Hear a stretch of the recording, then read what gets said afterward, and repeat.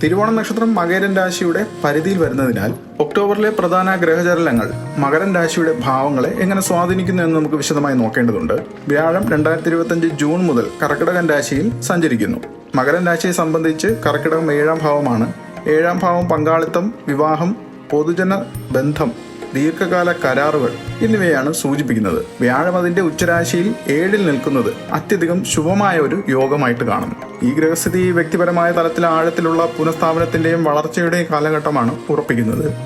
ഇത് കേവലം ഭാഗ്യത്തിന്റെ ഒരു വർഷമായി കണക്കാക്കാനാവില്ല, മറിച്ച് വൈകാരികമായ രോഗശാന്തി, കുടുംബപരമായ സന്തോഷം, ആത്മീയ സുരക്ഷ, സൗഹൃദങ്ങൾ എന്നിവയുടെ വികാസം ഇത് നൽകുന്നു.